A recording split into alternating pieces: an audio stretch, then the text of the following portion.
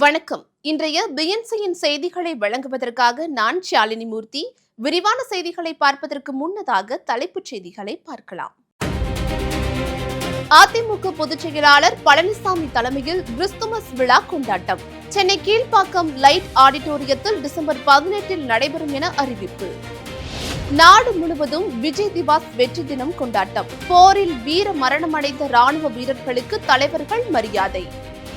அதிமுக பாஜக கூட்டணியில் தாவேக தலைவர் விஜய் இணைய வேண்டும். திமுகவை வீழ்த்த பாஜக சிறுபான்மையினர் அணி செயலாளர் விஜய்க்கு அழைப்பு.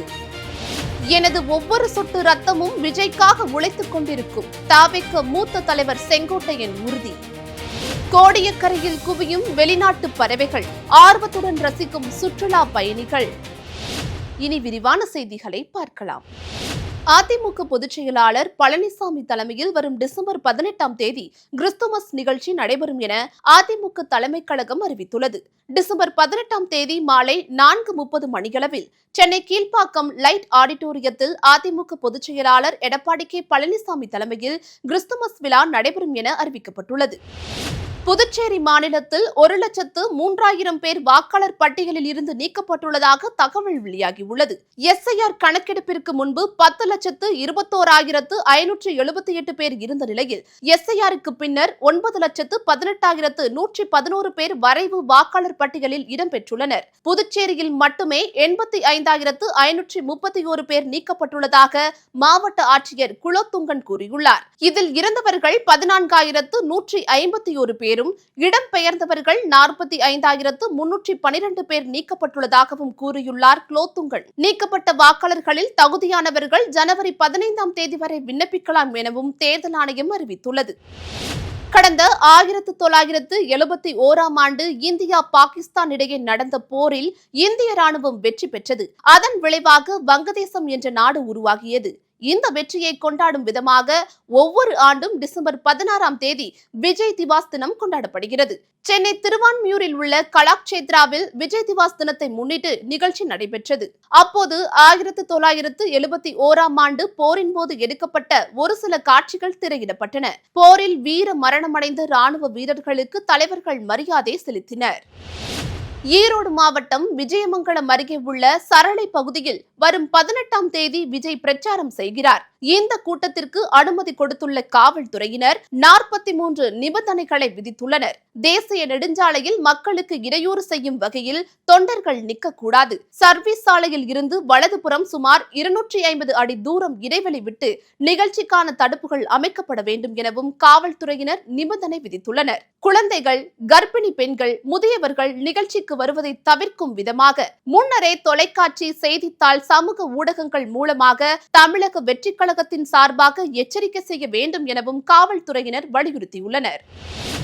உலக புகழ்பெற்ற பேஷன் நிறுவனமான டியோர் மற்றும் ஐக்கிய நாடுகள் கல்வி, அறிவியல் மற்றும் பண்பாட்டு அமைப்பான யுனெஸ்கோ இணைந்து 2026 மற்றும் 2027 ஆண்டிற்கான உமன் அட் டியோர் மென்டார்ஷிப் திட்டத்திற்கான விண்ணப்பங்களை வரவேற்கின்றன.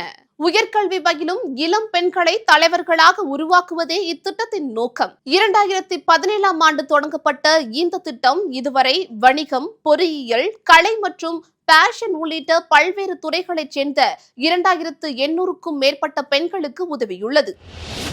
உத்தரப்பிரதேச மாநிலம் மதுராவில் உள்ள டெல்லி ஆக்ரா விரைவு சாலையில் அடர்ந்த மூடு பனி காரணமாக இன்று காலை 7 பேருந்துகளும் 3 கார்களும் மோதிக்கொண்டு தீப்பிடித்ததில் 4 பேர் உயிரிழந்தனர். 25 பேர் காயமடைந்தனர். வட மாநிலங்களில் கடும் பனிமூட்டம் நிலவுகிறது. இதன் காரணமாக மதுராவில் உள்ள டெல்லி ஆக்ரா விரைவு சாலையில் இன்று காலையில் மூடு பனியால் ஏற்பட்ட குறைந்த காணும் திறன் காரணமாக பல வாகனங்கள் ஒன்றோடொன்று மோதி பல வாகனங்கள் தீப்பிடித்தன. இந்த கோர விபத்தில் 4 பேர் உயிரிழந்துள்ளனர்.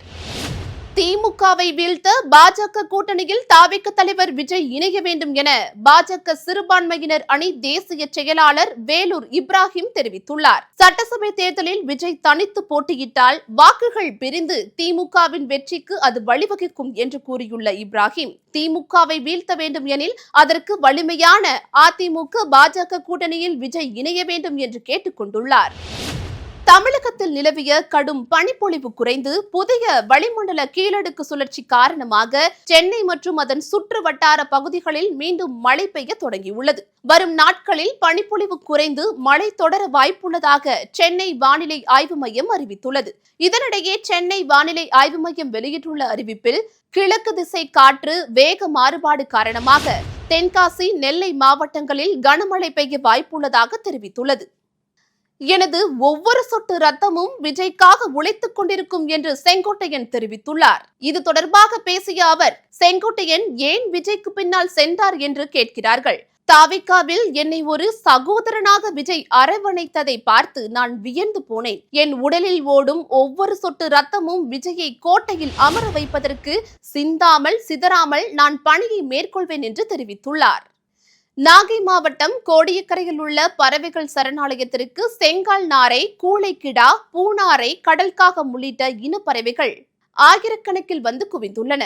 பறவைகளின் நுழைவு வாயில் என்று அழைக்கப்படும் கோடியக்கரை சரணாலயத்திற்கு அக்டோபர் முதல் மார்ச் வரை வெளிநாட்டு பறவைகள் வந்து செல்வது வழக்கம். நடப்பாண்டு வடகிழக்கு பருவமழை காரணமாக கோடியக்கரையில் நீர்நிலைகளில் தண்ணீர் தேங்கியுள்ளதால் பறவைகள் வரத்து அதிகரித்துள்ளதால் சுற்றுலா பயணிகள் ஆர்வத்துடன் ரசித்து வருகின்றனர். இத்துடன் செய்திகள் நிறைவடைகின்றன. அண்மை செய்திகளை உடனுக்குடன் தெரிந்து கொள்ள BNC டைம் சேனலுடன் இணைந்திருங்கள். நன்றி.